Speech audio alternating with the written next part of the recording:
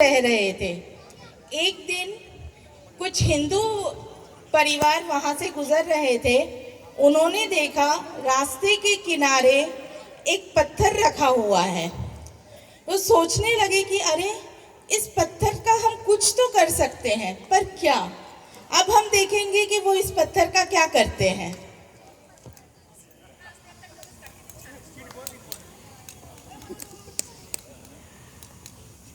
उन्होंने इस पत्थर से एक मूर्ति बनाई और उस मूर्ति की पूजा करने लगे।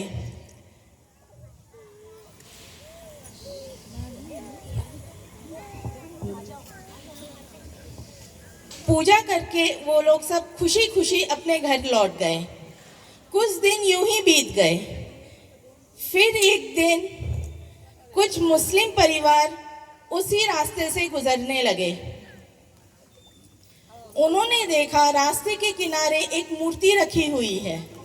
वो सोचे कि चलो हम इसका कुछ करते हैं।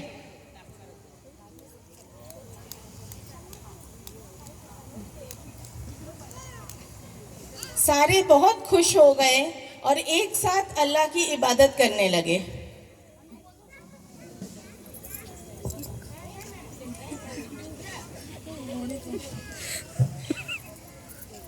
इबादत करते हुए वो खुशी के साथ अपने घर को लौट गए।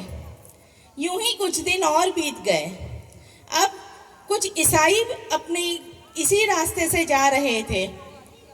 उन्होंने देखा रास्ते के किनारे उस पत्थर को और उन्होंने सोचा अब हम इसका कुछ करेंगे।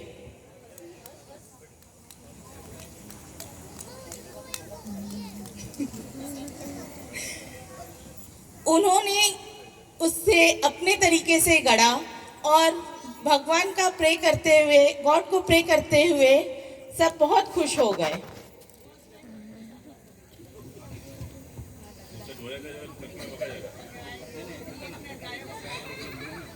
कुछ दिन यूं ही गुजर गए।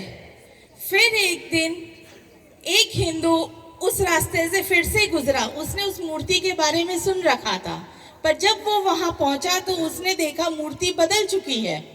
वो परेशान हो गया। अरे, ये क्या हो गया? इसे तो ठीक करना पड़ेगा। वो जैसे ही उस मूर्ति को ठीक करने लगा, वहां ईसाई और मुस्लिम आ गए और उसे रोकने लगे।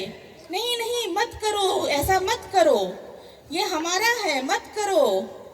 धीरे धीरे वहां भीड़ बढ़ने लगी और सभी आपस में अपने अपने भगवान, अल्लाह, ईश्वर, गॉड को लेकर झगड़ने लगे। हमारा है, मत करो। इसी झगड़े के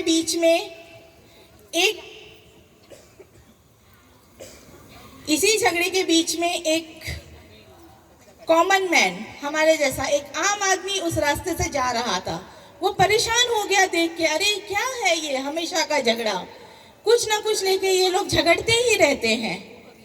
वो उन्हें इग्नोर करते हुए अपने काम पे चलने लगा।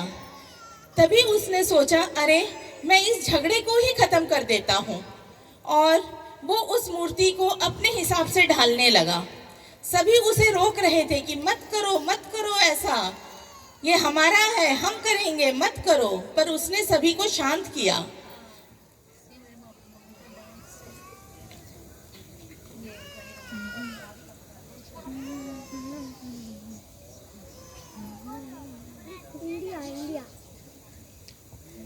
और इस तरह से उसने सभी धर्मों को एक करते हुए हमारा प्यारा हिंदुस्तान बनाया।